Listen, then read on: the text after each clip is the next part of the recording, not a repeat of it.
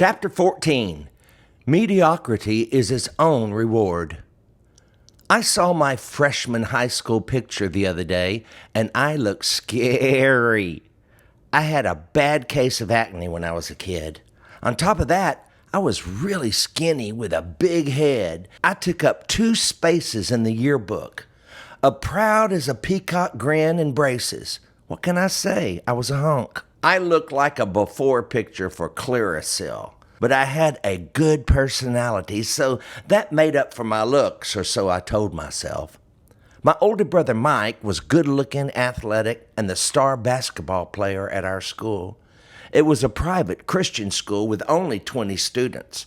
I was the only one in the school who wasn't on the team, which made doing the wave in the stands a little difficult. Now my brother is 44 years of age. Remember, this was written 20 years ago. He doesn't get around like he used to. He's aging.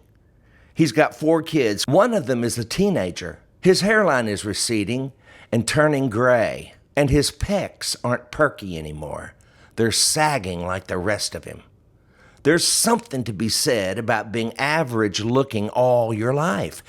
You got nothing to lose. You only ripen with age like the hidden grape that's overshadowed by the more visible grapes on the vine. You may not have been elected homecoming queen or voted most handsome, but you have finally come into your own. You now pity those poor narcissistic colleagues whom people used to call pretty, the so-called beautiful people. But as we age, we only get better. Not always so with the pretty people. They panic. Have you noticed? They speak often about their lost youth. They need constant reassurance that they still look as good as they did in high school. Or we tell them they look as lovely as they did in elementary school if they need to hear it, don't we? But deep inside, we're smiling. Oh, you look exactly the same, we tell them. Those crow's feet around your eyes and extra chins around your neck are hardly noticeable from 50 feet. I don't really call this lying. I call it salvaging a shattered ego. Mercy with a bit of flattery. Time has done a lot more damage to them than it has to us. The walls are cracking, the roof is leaking, the plumbing needs repair, and more bad weather is on the horizon. This life is short and full of trouble, and the advance of Father Time has left its trail. I was switching channels the other day, going from the Game Network to CNN, when I stumbled upon the Operation channel. I'd never noticed it before. It's way up in the 800s somewhere, hidden between the Trailer Trash Shopping Network and C-SPAN. I wasn't expecting it, and I nearly threw up when I saw what they were airing. They were performing a facelift on a lady. But I didn't know it was a lady at first. All I could see was a bloody skull with what looked like flesh-covered vinyl couch covers stretched by a doctor's pliers. I could hear the doctor talking in a monotone voice, explaining every stitch, stretch, and staple.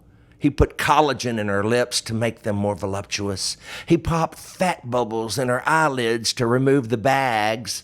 He took a laser gun and blasted the top layer of skin to smooth out wrinkles, which made her look like a burn victim. He took her whole face off.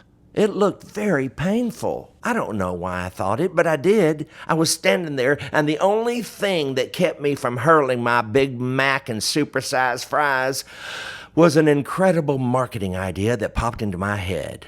Wouldn't it be cool if you could do that at home? Instead of Tupperware parties, you could throw facelift parties and invite all your vain friends. I got a couple of narcissists in my corral of friends. In fact, one of them just had a complete overhaul, facelift and everything. I told him to make sure he didn't come out looking like a sock monkey.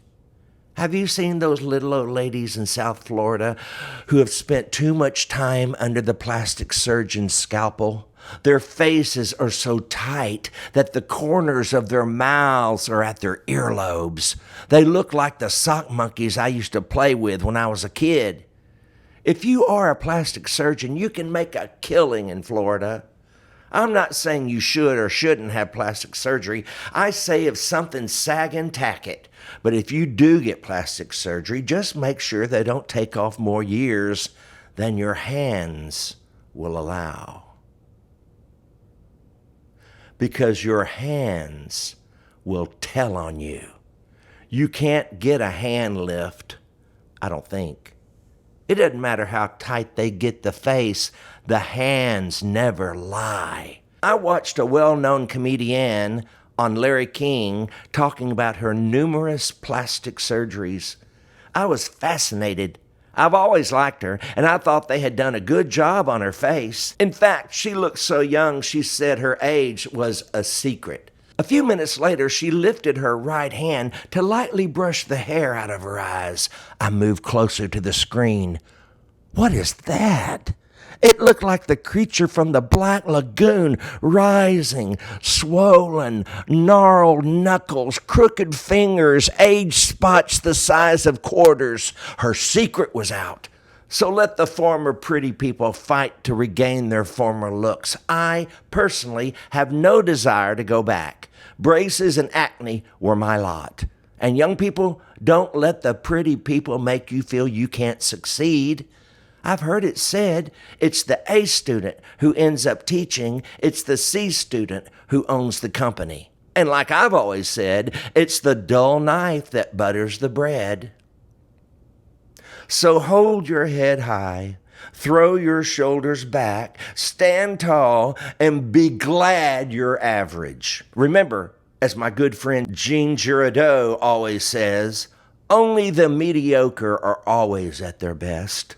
Several years ago, I was reading the Sunday paper and saw a 3-stanza poem that I wish I had written. I think it says it best. Kids who are different. Here's to the kids who are different. The kids who don't always get A's. The kids who have ears twice the size of their peers and noses that go on for days. Here's to the kids who are different. The kids they call crazy or dumb. The kids who don't fit with the guts and the grit, who dance to a different drum. Here's to the kids who are different. The kids with the mischievous streak. For when they have grown, as history's shown, it's their difference that makes them unique.